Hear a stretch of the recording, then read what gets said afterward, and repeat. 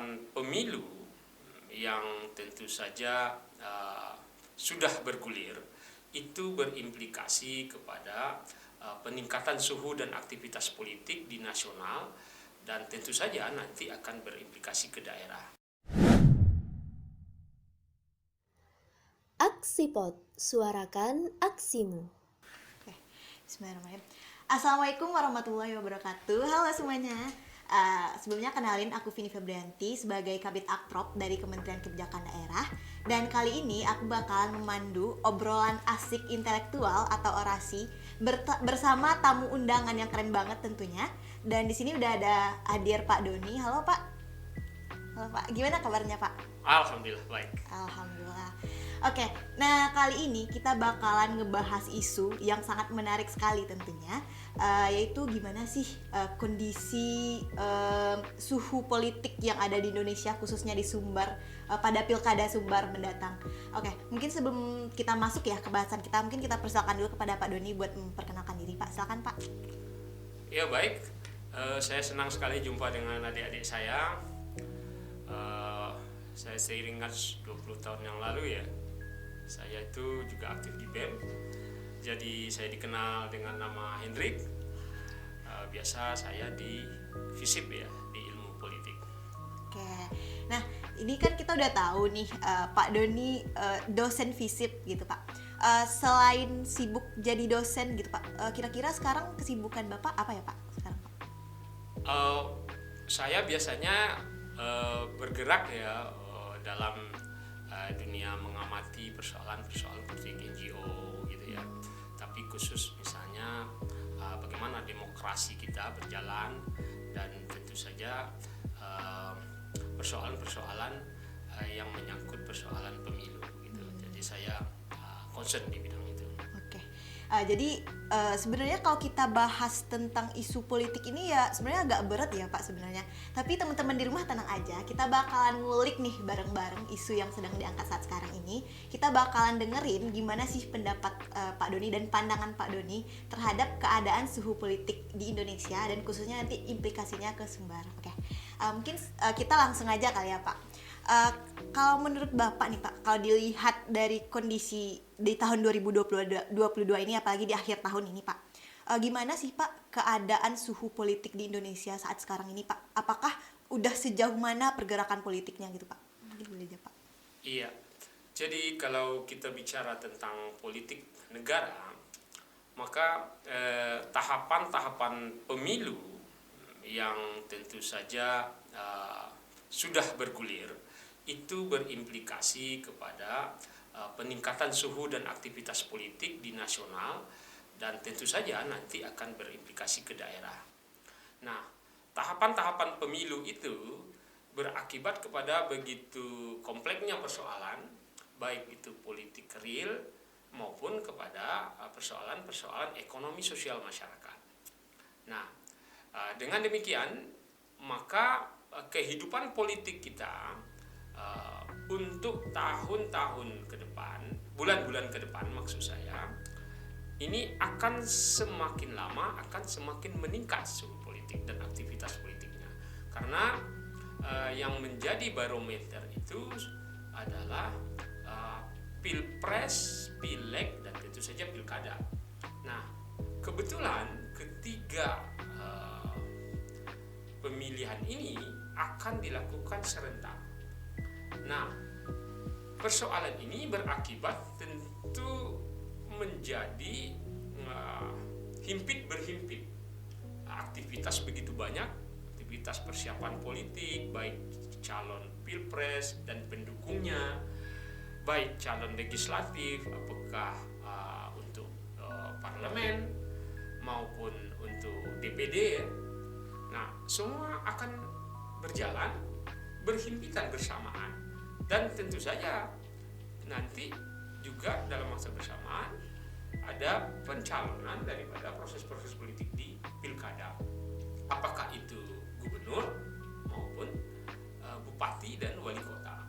Nah, kita dapat bayangkan begitu kompleksnya persoalan yang kita hadapi negara kita dalam bulan-bulan ke depan, karena semua sedang sibuk dalam berkompetisi politik gitu. Oke, Pak. Jadi sekarang kan kalau dari yang Bapak bilang tadi ya Pak, kita lihat sekarang udah mulai agak panas ya Pak di suhu yang politik Indonesianya. Iya. Kira-kira menurut prediksi Bapak nih Pak, di 2023 ini gimana Pak suhu politik? Apakah persaingan akan langsung ketat nanti Pak? Bakal muncul koalisi-koalisi partai atau bakal calon nanti yang di 2023 ini? Menurut Bapak gimana Pak? Iya, tentu saja ya. Di dalam politik itu koalisi itu adalah suatu keniscayaan. Nah, seorang calon, apakah dari pencalonan pilpres maupun pilkada nantinya, tentu dari peraturan yang ada, dia harus memenuhi electoral vote-nya, kemudian electoral parliamentary slot-nya. Jadi kalau dia tidak cukup ya parliamentary slot-nya, maka dia tentu akan berusaha mencari kawan untuk memenuhi persyaratan dia untuk maju sebagai pilpres. Begitupun pilkada. Jadi dalam konteks ini maka sudah pasti koalisi itu adalah suatu keniscayaan di dalam pemilihan presiden maupun pemilihan kepala daerah. Bahkan kalaupun dia bisa secara persyaratan perundang-undangan maju sendiri, anggaplah misalnya PDIP ini, Iya Pak. Atau Gerindra misalnya di daerah misalnya, dia misalnya pemenang, maka dia sudah memenuhi misalnya syarat 20%, tetapi secara politik, potensial politik, dia tentu saja berpotensi untuk kalah kalau PD untuk sendiri gitu. Iya. Nah, maju sendiri gitu. Maka dalam konteks pilpres maupun pilkada, bahkan kalaupun kita memenuhi syarat pun dari partainya sendiri, tetap saja mereka akan berusaha mencari kawan atau koalisi. Itu adalah sebuah keniscayaan di dalam politik Indonesia. Berarti bisa dibilang ya Pak, bakalan 2023 ini bakalan menjadi tahun politik yang geraknya panas ya Pak, karena nanti kita bakalan ngelihat siapa aja partai-partai yang berkompetisi ya Pak. Nah, ngomong-ngomong soal partai nih Pak, kita coba lihat kilas balik kasus yang udah ada di belakangan ini Pak di Sumbar. Jadi itu kan kemarin ada kekosongan kursi wakil wali kota Padang ya Pak. Oh iya. Nah, itu kan kita tahu Pak bahwasanya penyebabnya itu ya karena nggak ada nama yang diusung oleh kedua partai, yaitu PKS dan PAN ya Pak. Nah, nggak ada nama nih Pak. Jadi ini udah bisa sebagai bentuk kekecewaan rakyat nih Pak, karena bisa dibilang berdasarkan penglihatan kita ini, mungkin saya sebagai mahasiswa juga bisa ngeliat Pak, wah ini sepertinya koordinasi antara kedua partai itu buruk gitu Pak. Kalau saya nggak ngelihat di dalamnya, nggak tahu apa permasalahannya gitu Pak. Nah, menurut Bapak sendiri Pak, apakah ini bisa mempengaruhi pilkada nantinya Pak? Karena masyarakat udah nggak percaya lagi ke kedua partai, sedangkan kedua partai ini bakalan mengusungkan nama dari partai tersebut lagi kan Pak? Udah nggak mungkin nggak diusungkan lagi kan Pak? Sedangkan kita tahu sekarang gubernur dari partai terkait gitu Pak. Nah, menurut Bapak, apakah nanti nggak mempengaruhi nih Pak ke pilihan rakyat gitu Pak? Karena udah kecewa sama kedua partai tersebut gitu Pak. Mungkin boleh dijawab Pak. Iya, jadi kalau bicara tentang masalah ya pencalonan wakil wali kota pengganti daripada Pak Mahyildi, di mana secara peraturan itu antara PAN dan PKS sebagai calon yang menang di pemilihan wali kota Padang, maka tentu ketika kepala daerah di Padang ini ada yang katakanlah berganti jabatan karena memenangkan pemilihan gubernur, tentu secara peraturan maka yang menggantikannya tentu dari partai yang sama. Benar. Nah, masalahnya selalu muncul kompetisi dan persaingan di bawah meja yang mengakibatkan sering terjadi ketidakharmonisan. Yang awalnya sebenarnya tadi timnya harmonis, tetapi ketika misalnya ada penggantian jabatan, maka prosesnya bisa mengalami persoalan. Nah, di dalam politik tentu saja hal ini dilatar belakangi oleh persoalan kepentingan, jelas. Nah, persoalan kepentingan itu ini berhubungan dengan kompetisi politik yang bakal akan dilaksanakan di persiapannya 2023 ini, dan tentu saja nanti pemilihan kepala daerah di 2024 termasuk di Padang. Nah, incumbent hari ini di Kota Padang ini sebagai wali kota tentu PAN ya. Nah, bagaimanapun PAN tentu akan berusaha membaca, wali kota dan timnya akan membaca siapakah yang bakal menjadi kompetitor terkuat bagi dirinya nanti sebagai bakal calon wali kota Padang.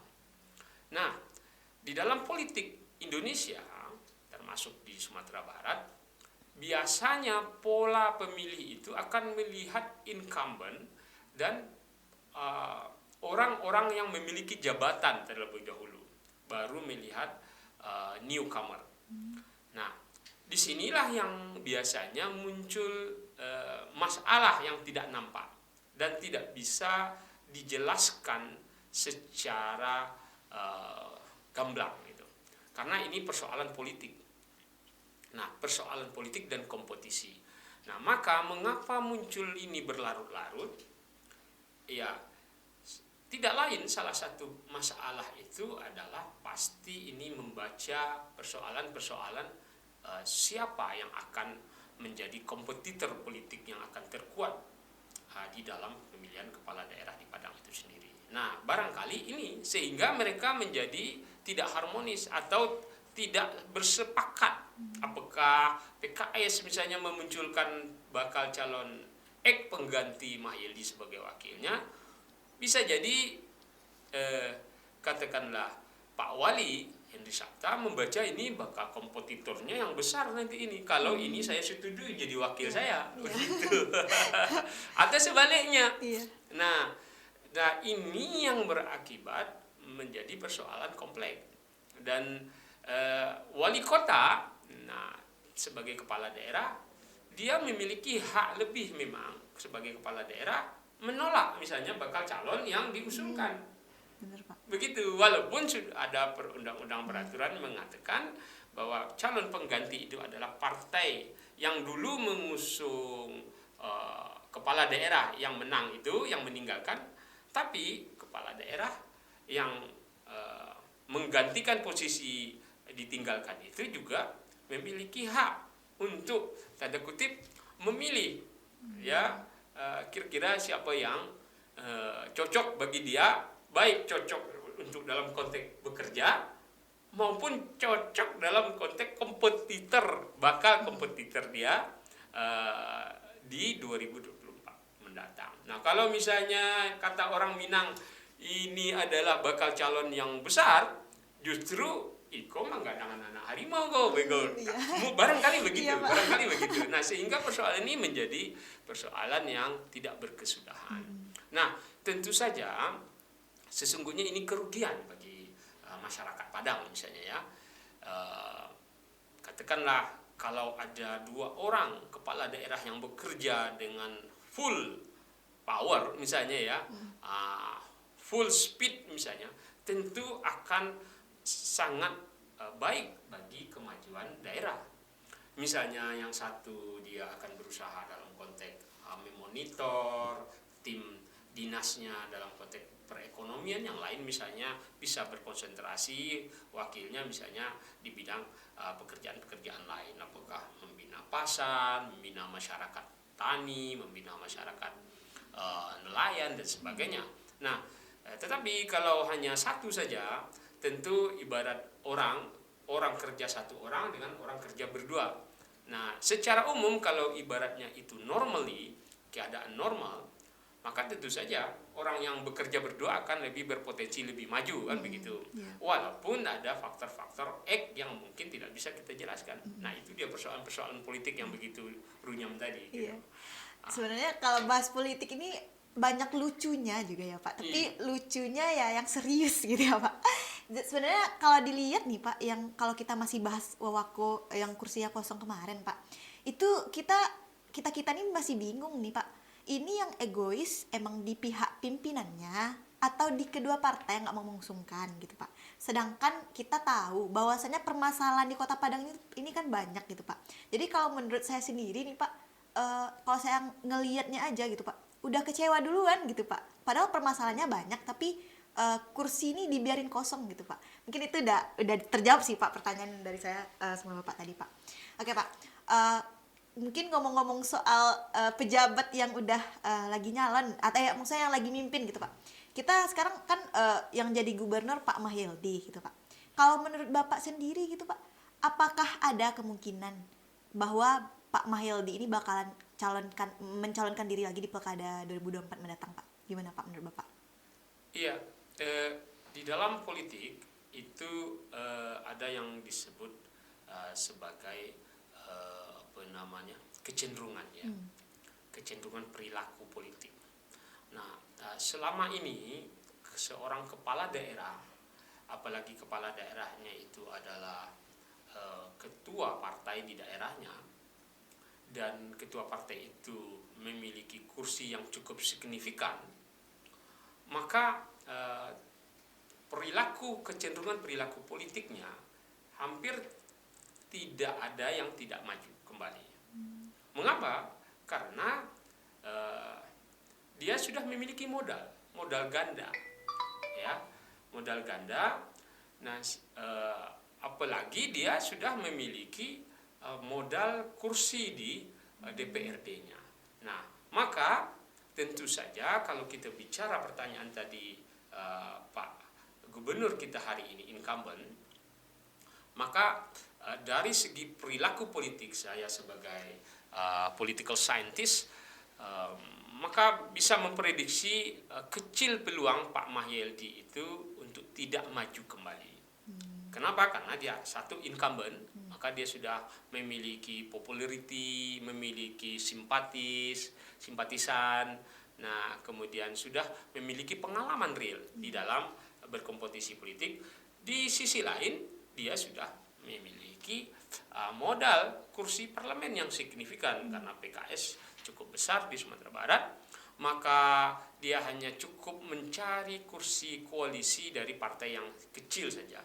Maka kalau koalisi partainya yang tidak memerlukan yang besar, tentu saja modal ekonomi yang dibutuhkan untuk dia mencari kursi tambahan itu tidak terlalu besar.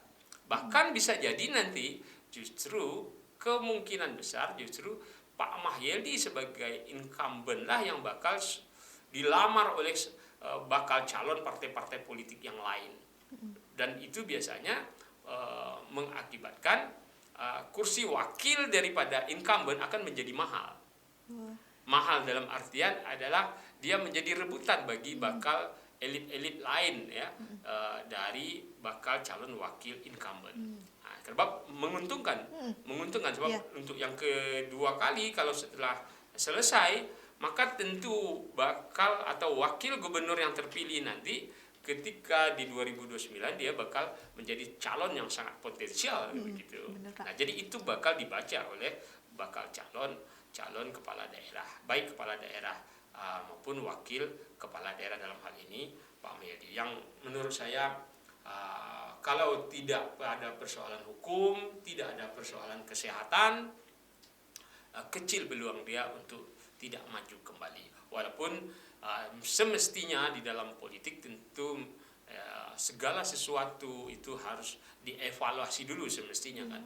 Apakah kinerjanya, apakah katakanlah impact terhadap masyarakat gitu. Nah, tetapi selama ini memang budaya politik kita yang penting maju gitu.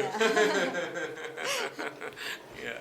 Oke Pak, berarti untuk kursi kalau andaikan Pak Mahyildi maju nih Pak, berarti kursi wakilnya ini bisa jadi rebutan dan kompetisi yang sangat menarik ya Pak kalau seandainya Pak Mahyildi maju Pak. Iya tentu.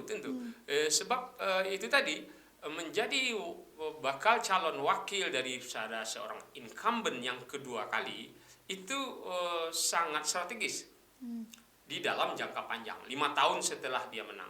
Yang pertama, potensi menangnya biasanya akan lebih tinggi berbanding dengan bakal calon yang lain. Sebab menurut pola yang ada di pilkada-pilkada yang ada di Indonesia, itu incumbent itu rata-rata itu kemenangannya kembali itu 70-an%. Nah, berbanding dengan newcomer ketika maju gitu. Nah, karena memang budaya politik perilaku pemilih kita masih suka kepada penguasa. Walaupun misalnya bukan saja kita bicara Sumatera Barat, walaupun penguasanya itu misalnya atau gubernurnya atau bupatinya memiliki kinerja yang standar-standar saja, tetapi karena perilaku kita cenderung melihat kepada siapa yang sedang berkuasa atau sedang menjabat, maka dia akan lebih cenderung kepada orang-orang yang menjabat. Kecuali ada kes-kes besar ya, kasus-kasus besar yang membunuh karakter politik daripada calon incumbent itu, atau dia tersangkut persoalan hukum. Nah, mungkin itu bisa salah satu variabel yang menjelaskan mengapa misalnya seorang incumbent cenderung kalah. Tetapi pada umumnya sering terjadi di Indonesia, incumbent itu lebih berpeluang menang. Nah, dalam artian ini, bakal calon wakil tentu membaca ini. Membaca ini, kalau dia bakal maju dari seorang incumbent, katakanlah Pak Mayildi, maka potensi, tentu saja ini bukan garansi ya 100%, karena bisa saja kalau ada sesuatu di dalam perkembangan politik baru, bisa saja misalnya ini berakibat fatal. Misalnya begini, PKS misalnya mengambil kebijakan berseberangan dengan pola orang Sumatera Barat umum. Misal, kalau misalnya PKS misalnya tidak sejalur dengan hati simpatisan orang Sumatera Barat secara umum dalam konteks pilpres misalnya. Misal orang tidak suka misalnya kepada Ganjar misalnya. Tiba-tiba PKS misalnya justru ini misal ya, misal ya, di Sumatera Barat malah mengusung Ganjar misalnya, ya, maka dia berkonfrontasi dengan suara umum di masyarakat Sumatera Barat. Maka ketika itu terjadi, bisa jadi peluang incumbent tadi yang biasanya besar untuk menang kembali akan terdegradasi, maka dia akan hancur gitu ya. Nah, tapi kalau misalnya PKS misalnya secara nasional misalnya sejalur dengan pilpresnya mencalonkan dan mendukung orang yang sesuai dengan pola yang didukung oleh masyarakat Sumatera Barat, maka tentu sebaliknya akan menguntungkan bagi bakal calon dari incumbent itu sendiri gitu. Nah, itu contohnya tadi ya. Walaupun ya ada variabel-variabel lain yang menjelaskan itu gitu. Oke, Pak. Berarti tetap aja ya, Pak. Sebenarnya kalau kita lihat-lihat, kalau kita perhatikan gitu, Pak, di antara dua pilihan itu sama-sama punya risiko sebenarnya kan, Pak. Kalau seandainya kalau Pak Mayildi yang maju nih misalnya kan, Pak. Jadi kan jadi rebutan gitu kan, Pak. Bisa jadi ini bakalan, nama yang jadi wakil ini bakalan naik, bisa jadi juga bakalan turun gitu, Pak. Jadi Kak, risikonya ya tergantung nanti dilihat ke depannya gimana ya, Pak. Oke, Pak. Jadi gini, Pak, kalau kita lihat, Pak, kan ini udah banyak sebenarnya nama-nama yang bakalan ngecalon itu emang belum terlalu terlihat gitu, Pak. Tapi kalau menurut Bapak sendiri, kira-kira seminimal-minimalnya berapa pasang yang bakalan calonkan diri di Pilkada Sumbar, Pak? Iya, kalau di dalam peraturan itu, nah ini kan di dalam pemilihan kepala daerah itu kan boleh sekitar 15%, ya kan. Nah, tapi umumnya kan nanti biasanya 20-an% biasanya orang akan pede ya untuk maju gitu ya partainya ya kan. Nah, jadi di dalam kompetisi politik sebenarnya semakin banyak calon, ini teori umum ya, semakin banyak calon, maka sesungguhnya itu dalam konteks representatif hak politik masyarakat itu sesungguhnya semakin baik. Ya. Kenapa? Karena orang memiliki pilihan-pilihan, dan mudah-mudahan pilihan-pilihan itu ada yang terbaik, kan begitu. Nah,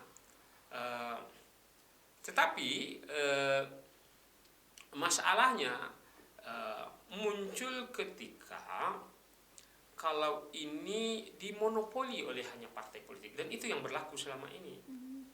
Nah, dan semestinya di dalam pilkada itu masyarakat sesungguhnya dan sebaiknya mulai berpikir untuk mencari alternatif lain ketika ada calon yang bukan dari partai misalnya, ya, supaya terbangun perilaku politik baru dari partai politik maupun masyarakat. Ibaratnya kalau selama ini misalnya hanya gubernurnya yang terpilih atau bupati yang terpilih rata-rata adalah dari partai politik, dan kita bisa mengukur apakah maju daerah ini atau tidak, atau seberapa signifikan kemajuannya. Nah, kalau puluhan tahun kita begini-begini saja, sementara perundang-undangan memungkinkan misalnya calon independen, ya boleh dong misalnya, dan semestinya dibangun juga perilaku alternatif dari masyarakat sehingga bisa berakibat berimplikasi kepada perilaku daripada partai politik kita maupun calonnya gitu. Mengapa? Karena dia khawatir kalau kita begini-begini saja, maka masyarakat sudah cerdas hari ini, misalnya nih. Ya, Pak. Nah, kalau masyarakat cerdas, dia nggak mau milih calon dari bakal partai politik lagi. Nah, dia memilih misalnya bakal calon dari independen misalnya. Artinya alternatif kedua atau alternatif lain gitu. Kalau ibarat kecil urang Hawa, kalau awak makan awak daging ke daging saja, lawak kalau awak saja, maka tentu itu tidak ada variasi.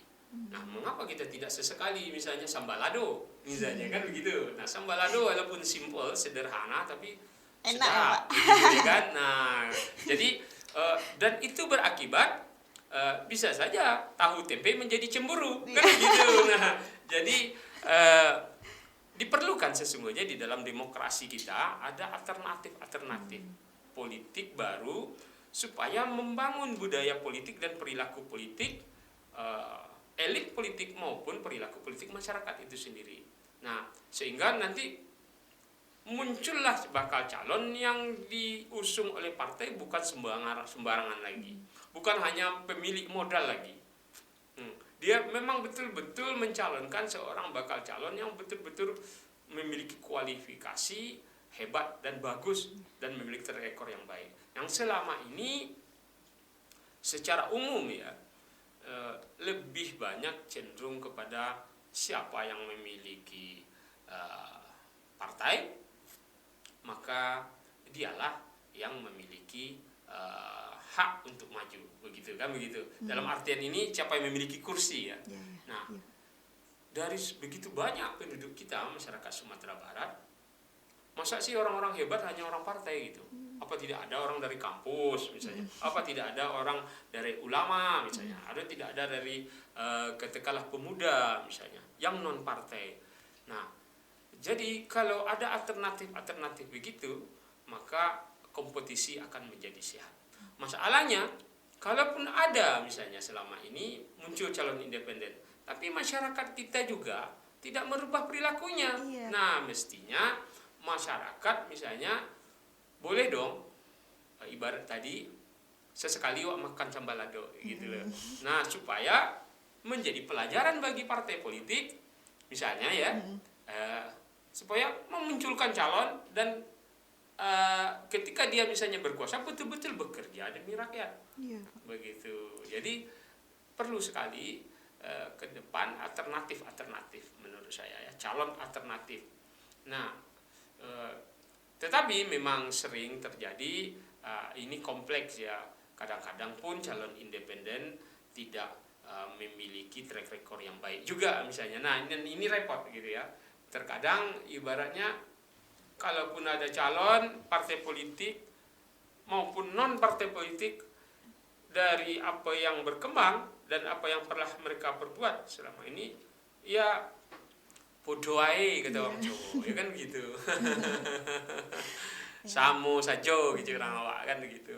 Jadi ini menjadi persoalan kompleksitas di dalam demokrasi kita. Ini sama, Pilpres pun begitu ya. Tapi kalau Pilpres lebih susah lagi karena memang tidak ada peraturan yang membolehkan calon independen. Kalau kepala daerah masih boleh. Tapi untuk Pilpres hanya dari partai politik. Jadi partai politik lah memiliki monopoli hak siapa yang akan memimpin negara kita ke depan. Nah, padahal banyak lagi masyarakat kita, rakyat Indonesia yang berkualitas dan tidak dari partai politik. Gitu. Oke, Pak. Jadi kalau andaikan diperbolehkan juga sih Pak, yang calon independen ini maju Pak, walaupun bagus calon ini gitu Pak, kalau rakyatnya nggak ngedukung nggak bakalan menang kan Pak? Ya, makanya Betul. Partai terus kan Pak. Betul. Nah itu dia, makanya kita perlu mencerdaskan masyarakat kita, mencerdaskan politik. Nah itulah kita perlu belajar ilmu politik, misalnya ya. Salah satunya ya belajar ilmu politik, belajar ilmu pemerintahan. Kalau kita bandingkan di negara lain, masyarakat itu sama sekali betul-betul melihat dari apa yang dibuat dari calon itu, apa yang ditawarkan. Sederhana saja, misalnya saya kalau misalnya bakal jadi kepala daerah, saya akan memberikan katakanlah penurunan teks misalnya, atau misalnya memberikan jaminan sosial. Nah, jadi hal yang sederhana tetapi real, kebijakannya ditawarkan. Kalau kita kan enggak menjanjikan sesuatu yang dia sendiri tidak paham. Ya, calonnya sendiri kadang-kadang tidak paham. Kenapa? Yang nuliskan orang lain. Nah, sehingga ketika dia berkuasa, bagaimana dia menjalankan itu? Wong dia sendiri tidak paham. Gitu. Gitu. Jadi gimana Pak? Kira-kira menurut Bapak Pak, berapa pasang minimal yang bakal mencalonkan diri di Pilkada Sumber nanti Pak? Ya itu tentu saja kembali kepada dinamika ya. Kalau secara umum dari persyaratan-persyaratan tentu siapa yang memenuhi persyaratan administrasi maupun politik maka dia boleh gitu ya. Tetapi secara teoretikal di dalam ilmu politik itu representatif politik, semakin banyak calon ya, maka itu menunjukkan semakin menjamin representatif dari hak-hak politik masyarakat, sehingga masyarakat memiliki alternatif. Nah, tetapi masalahnya kita dibatasi oleh persyaratan-persyaratan yang sangat runyam tadi, begitu. Nah, jadi kita tidak bisa bicara berapa idealnya, tetapi di dalam konteks ilmu politik, alternatif itu sesungguhnya yang mendewasakan kita dalam berpolitik, baik oleh di masyarakat maupun kepada partai politik maupun pada elit secara umum, karena kompetisi itu yang memberi peluang masyarakat punya alternatif siapa yang hendak dipilih yang terbaik bagi mereka. Nah, walaupun misalnya di dalam masa yang sama apakah mahasiswa, kaum intelektual, NGO, bahkan katakanlah masyarakat secara umum yang terdidik semestinya memberikan pendidikan politik yang terus-menerus kepada masyarakat kita untuk dapat memiliki dan menggunakan hak pilihnya secara cerdas dan bermoral. Nah, jadi kalau dia cerdas, maka kita akan memilih pemimpin-pemimpin, legislator, DPD, maupun kepala daerah, wali kota, dan gubernur. Itu orang-orang yang betul-betul orang-orang yang berkualitas dan bermoral. Begitu. Oke, mungkin kalau buat berapanya mungkin kita bisa lihat aja kali ya Pak nanti siapa aja yang bakal nyalon ya Pak. Betul, betul. Karena tidak bisa kita prediksi hari ini sebab Belanda masih jauh. Belanda masih jauh. Kemudian pola koalisinya memang belum nampak. Ya, pola koalisinya belum nampak karena itu tadi ini masih jauh dan kita belum lihat gerakan-gerakan menuju ke sana gitu. Nah, kalau misalnya sudah ada, mungkin bisa kita anies paling 3 atau 4. Tapi di masyarakat Sumatera Barat nampaknya polanya itu memang sekitar 4 lah ya. Polanya ya, saya lihat polanya mungkin 4 bakal calon begitu kan. Nah, tetapi itu tidak jaminan, bisa saja itu berubah, bisa saja independen malah ada begitu kan. Iya, Pak. Nah, tentu makanya kita dalam konteks angka berapa calon tidak bisa, tapi dalam konteks ilmu politik atau demokrasi, semakin banyak calon sesungguhnya itu adalah semakin baik bagi masyarakat kita. Karena itu ada alternatif.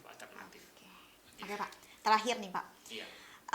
Sebagai pengamat politik, Pak, menurut Bapak untuk bakal calon gubernur atau wakil-wakil daerah nanti di Pilkada 2024, menurut Bapak apa visi misi yang harus dimiliki oleh bakal calon tersebut, Pak? Melihat banyaknya permasalahan di Sumbar gitu, Pak.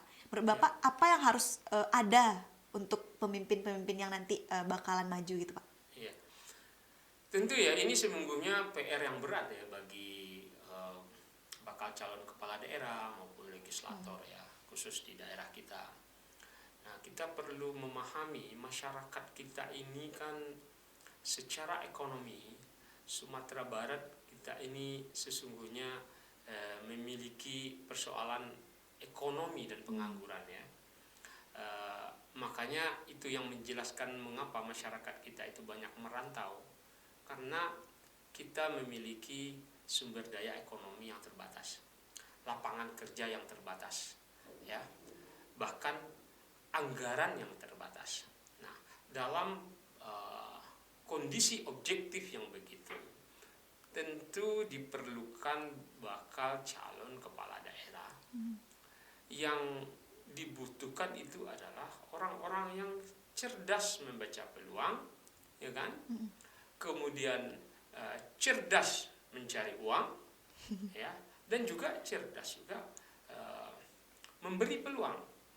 Nah, memberi peluang dalam artian menciptakan atau memberikan lapangan pekerjaan, menciptakan lapangan pekerjaan baru. Dengan apa? Dia bisa mengundang investor masuk, ya kan? Melakukan kerjasama yang baik, begitu. Nah, tidak hanya dalam konteks slogan, tetapi real. Misalnya, bagaimana misalnya berkembang industri misalnya di daerah kita, dan betul-betul.